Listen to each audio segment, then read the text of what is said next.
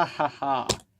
Hey guys, what's up? And today I'm gonna start off with my first full-length album review of 2019 by reviewing Beck, Odelay. Even though in the title of the video, it's clearly written that I'm gonna be reviewing Beck's Odelay, but actually I'm also gonna talk about Beck's other songs and other albums in his discography as well, just very briefly, because I don't think Odelay is a very special album or anything, but I think Beck is a pretty special artist in my opinion, so since Odelay is my favorite Beck record, so I'm just gonna use Odelay as an introduction for Beck. If you haven't heard of Beck, he is an anti-folk / pop singer-songwriter in the USA. And if you don't know what anti-folk is, it's pretty funny. Basically, in the late 80s, early 90s, we have this anti-folk movement. Folk music is usually considered as something very beautiful and very expressive and soft and mellow. And anti-folk, even though it's very soft and mellow, the lyrics are actually very harsh and also very dumb and also kind of funny because of it. So that's anti-folk for you. Before the releasing of Odelay in 1996, Beck had released a couple of unofficial studio albums and then also a couple of official studio albums. We have Mellow Gold, his first official full-length studio debut, and the first track off of Mellow Gold, it's Loser, and it's my favorite Beck song, and I'm sure it's a lot of people's favorite Beck song as well. It's such a legendary song. I love it. Soy un perdedor, I'm a loser, baby, so why don't you kill me? It's it's one of my favorite lyrics off of any 90s songs, and it's so straightforward, it's so dumb, it's so relatable, and yeah, it's self-loathing, but just the right amount of self-loathing. It's kind of funny and kind of genius with the very catchy, rough guitar lines and the very light-hearted, jumpy drums. And, the little bridge is really catchy as well. And Beck's rapping is very, very catchy as well. Not only the melodies, but how the syllables are arranged. It's like a very, very smooth tongue twister. It's a very good rap song to sing to. And I also really like Pay No Mind, which is the second track off of Mellow Gold. And in the same year, he had also released One Foot in the Grave, and it's not a great album or anything, but I think the track Asshole is pretty good. And then, of course, we have Odelay, and then after Odelay, we have Mutations, and it's a more mellow, it's like Odelay and Mellow Gold and One Foot in the Grave, but it's more mellow, it's more smooth, and the production is a little more, I guess, mature. And the standout track would be Tropicalia, where Beck sort of infuses his, staple songwriting style with this tropical vibe, and it's actually really catchy and sweet.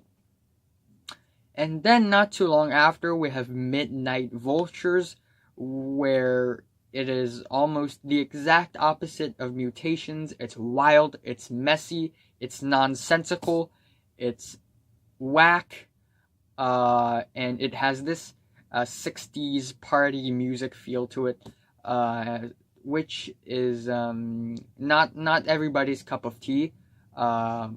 And in my opinion, I think Midnight Vultures is a little bit overhyped. Doesn't mean it's a bad album, it's just a little too overhyped in my opinion. The standout track would have to be Sex Laws. It's a pretty fun, weird, wacky track. with the horns and all. The lyrics are completely nonsensical, but at least it's a fun time. And I also would like to add that the album cover for Midnight Vultures really sucks. Um, yeah. And then in the year 2002, Beck had released Sea Change, which is a 180-degree turn because it is a break-up album. It's very bleak, very soft, kind of sad, really dreary, and I really, really, really love the track Lost Cause. It's beautiful. The guitars on the thing is emotional, and yeah, it's touching. It's touching. And then in the year 2005, Beck went back on the horse for Guero, which is, in my opinion, his last good album. And it's actually, yeah, it's pretty good. Beck manages to fuse his old school, weird, slick, anti-folk style with the groovy garage rock influences. And I really, really, really love the album opener, E-Pro, one of my favorite Beck songs of all time. The hard rock guitars are super catchy, fun, uplifting, and of course the percussions are awesome.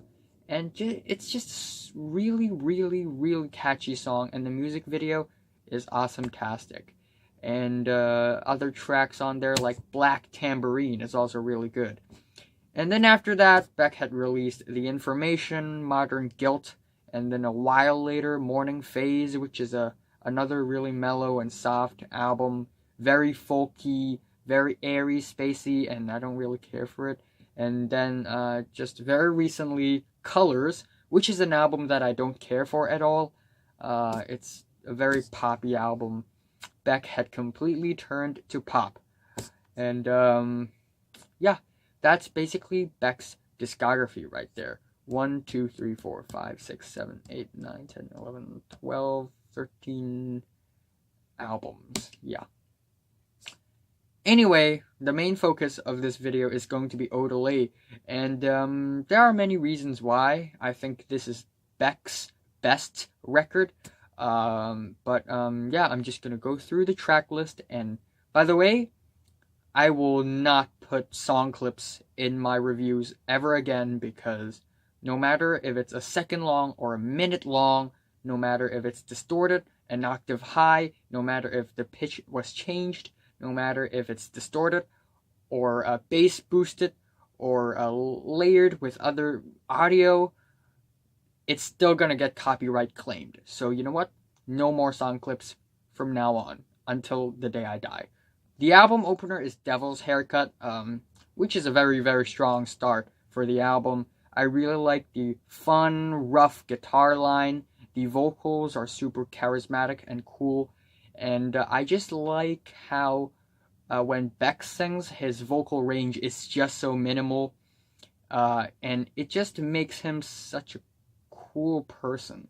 His character in the song just becomes, I guess, a centerpiece of the song. And I also really like the punchy drums, and it's just a lo-fi-ish, catchy, anti-folk rock track, and I really love it. And then we have Hot Wax with the super drunken guitars and this super slow and awkward rap verses from Beck. It's not as catchy and as freaky as the rap verses on Loser, and it sounds kind of awkward. It almost sounds like Beck is making a parody of himself from Loser, but at the same time not really. So I'm kind of on the fence with the song, but you have to admit the sampling on the song is really fun and weird, and I love it. The third track, Lord Only Knows, is a very sweet country-inspired folk tune, the kind of ballad that you would play around the campfire, and it's also kind of upbeat, which I love. Yeah, in fact, I think that, this kind of balladry is more of a strong suit for Beck instead of these catchy rap songs. But sometimes these catchy rap songs shine really brightly. And yeah, the next track is The New Pollution, which is another highlight of the album. I love it. The beginning of the track is really funny, and again, it's almost as if Beck is doing a parody of someone, but you know, the doo-doo-doos in the beginning are pretty funny. Pretty funny touch. The chorus is really catchy. Beck's vocal range is very minimal once again, but at the same time very catchy. And I also have to say the percussions are pretty fun, noisy, and weird. But not as noisy and weird as Derelict, which is this experimental, stripped back, folk, pop rock, indie, fusion thing. And the percussions are just really weird and echoey, almost eerie. It has a tribal vibe to it. And I actually really, really love this. This track grew on me a lot. And the vocals are also really organic and raw. And I love it.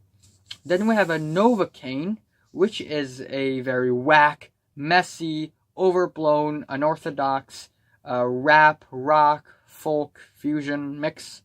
And it kind of reminds me of Jack White's new album, especially the track Ice Station Zebra. But it's really Beck who first invented this unorthodox, crazy, eccentric rap rock thing.